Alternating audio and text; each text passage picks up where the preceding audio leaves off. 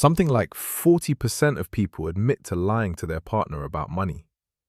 Not big lies, just, oh yeah, that's been in my wardrobe for ages, or nah, it wasn't that expensive.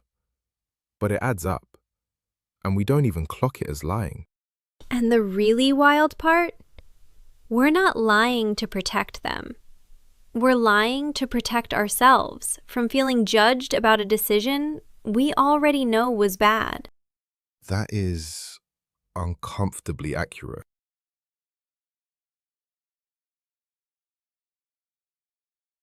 Welcome to Sunk Cost. Two friends, one mic, and a lot of opinions about money. I'm Sofia, that's Alex, and we dig into what modern life actually costs us and whether it's worth it.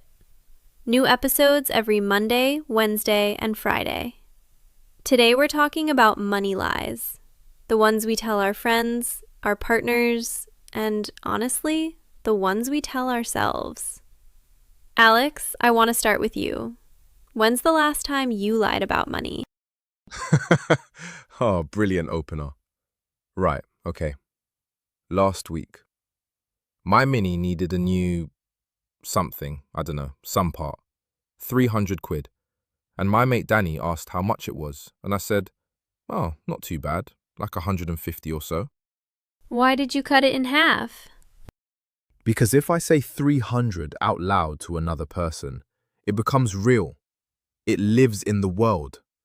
Right now, it only lives in my bank statement, which I don't look at. Okay, so that's a really specific psychological thing. The act of saying a number out loud makes it feel more real than seeing it on a screen, which makes total sense, honestly.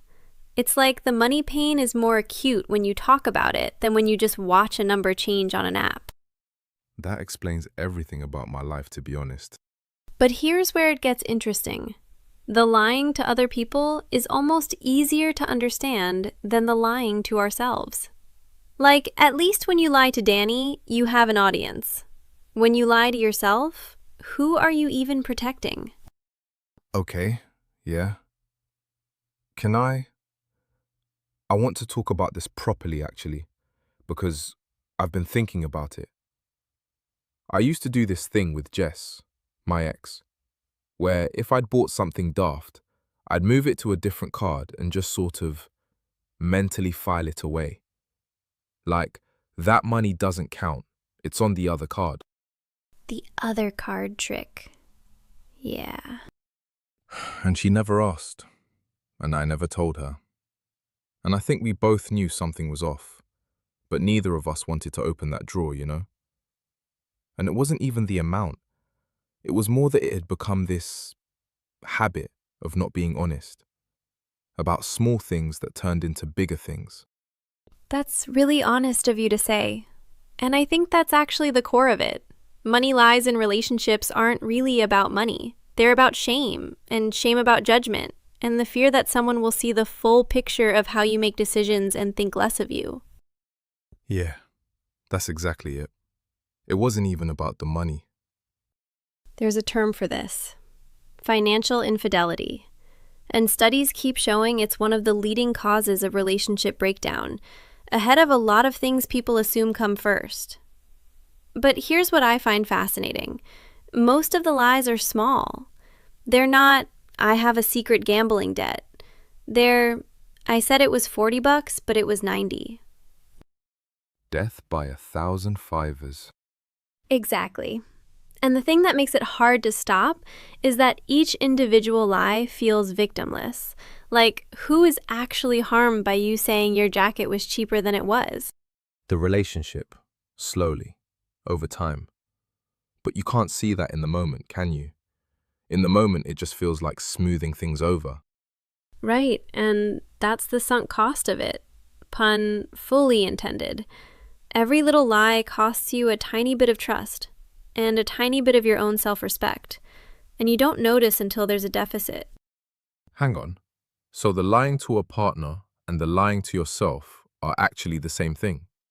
Like, both are about not wanting to face the gap between who you think you are and what you actually did?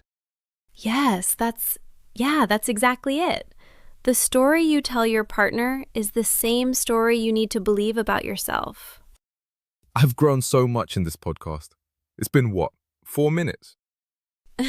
Okay, but let's talk about the friend version because I think that one's actually sneakier. The partner thing has shame at the center. The friend version is more about status performance. Go on. So think about a group dinner, splitting the bill. Someone says, "Oh, I only had a salad and a water. I shouldn't pay the same as everyone else." And everyone groans internally, but no one says anything. That's a money lie too.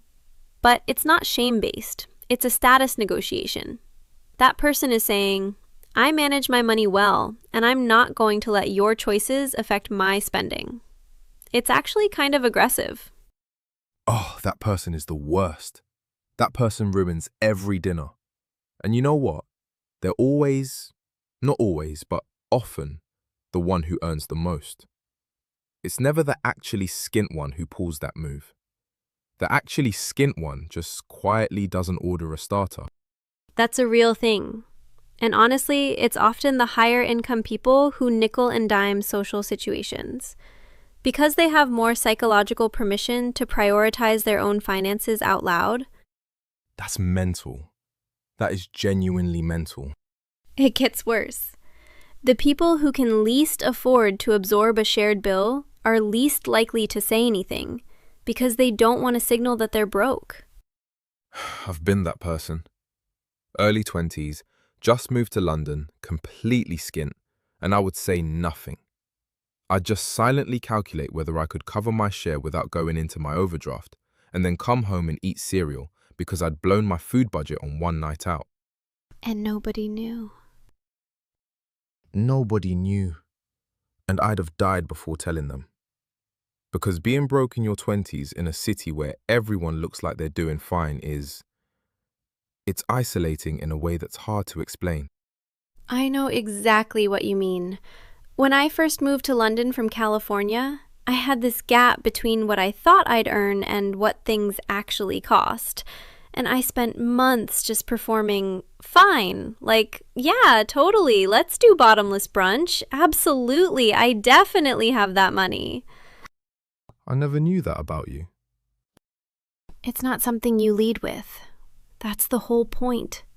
We're all performing solvency to each other constantly, and it makes it really hard to have honest conversations about money, even with people you actually trust. So when does it stop? Like, does it just get easier when you earn more? No. And this is the part I find really striking. People with objectively comfortable incomes lie about money just as much, just about different things. Instead of hiding that they're broke, they hide how much they earn, how much their holiday cost, what their rent is. Why would you hide that you're doing well? Because money creates distance. If your friend finds out you earn twice what they do, suddenly every shared experience gets weird. Who pays? Do they feel awkward? Do you feel guilty? It's easier to just not say. So you perform being roughly the same as the people around you, whether you're richer or poorer. The lie protects the relationship. Oh. So it's not even dishonesty, it's a social lubricant. The lie keeps the friendship functioning. Final boss take.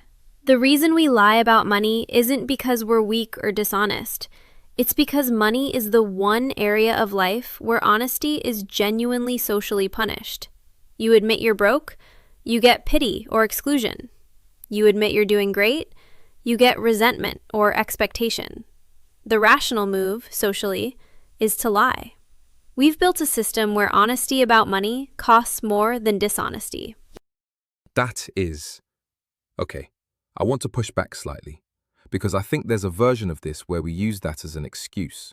Like, the system makes me lie is a nice way of not taking responsibility for the fact that I hid a credit card from my partner for 8 months. No, that's fair. Both things are true. The system makes honesty harder, and we still have to own our choices inside that system.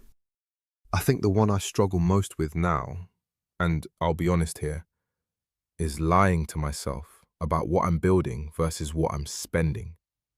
Like, I have this story about my flat, that it's temporary, that I'm saving, that I'm going to sort it out properly next year. And I've been telling myself that story for 3 years. The "it's temporary" lie. That one's really common and really costly. Yeah. Because while I'm telling myself it's temporary, I'm not making any actual changes. The story is doing the work of the plan. If I've already decided I'm going to sort it out, I don't have to sort it out right now. And that is exactly how we use money narratives as a substitute for money decisions. We tell ourselves a story where the future version of us handles it, and then we never become that future version because we never gave ourselves the real information. God, this is cheaper than therapy. Sort of. Roughly. Don't take money advice from me, obviously. I have 17 subscriptions, one of which is for a gym I haven't set foot in for so long, they've probably given my locker away. We are absolutely not your financial advisors. We're just two people who think about this stuff too much. But, okay, real question. Is there a version of the money lie that's actually okay? Like, are all of them bad? What do you mean? Like, I track every expense in a spreadsheet. Every single one. Diego's vet bills, coffee, everything. And sometimes I look at what I've spent on that cat and I think, if I were being fully honest with myself, this is objectively irrational. He is a cat. But I also just don't engage with that thought too hard. Is that a lie? You are absolutely lying to yourself about Diego. Lovingly. Expensively, but lovingly. Right? So maybe the question isn't, are you lying, but what is the lie costing you? Diego cost me some money and a bit of cognitive dissonance. Fine. The "I'll sort it out next year" lie costs you actual years. The lie is only a problem when the cost compounds. Little self-deceptions that keep you happy, fine. The ones that let you avoid a real decision, those are the ones that actually get you. And honestly, the hardest part of getting honest about money isn't the numbers. It's allowing yourself to be seen by your partner, your friends, and yourself as someone who doesn't always have it together. Because none of us do. But we're all pretending we do, which just makes it harder for everyone. That's it, isn't it? We're all skint or scared or confused sometimes. And if we talked about it more, we'd probably make better decisions and feel a lot less alone about it. Yeah, that's the whole thing. Heavy for a Monday, mate. Monday's the right day for it. You're already regretting your weekend spending. Accurate. Okay, takeaway from me. Money lying isn't a character flaw. It's a response to a system that makes financial honesty socially costly. But the lies we tell ourselves are the most expensive kind because they postpone the decisions that would actually change things. The move isn't to be brutally transparent about every number. It's to close the gap between your money story and your money reality, starting with yourself. That's where it gets easier. Alex? Mine is simpler. Find one person you can be completely honest with about money. Not to get advice, just to say the number out loud. It makes it real. And real is where you can actually do something about it. This Wednesday, we're back with Why Can Nobody Save Money Anymore? Which, if today's episode didn't set that up, I don't know what would. Same time, same place. I'm Sophia. That's Alex. Thanks for spending your Monday with us on Sunk Cost. Cheers, everyone. Genuinely. See you Wednesday.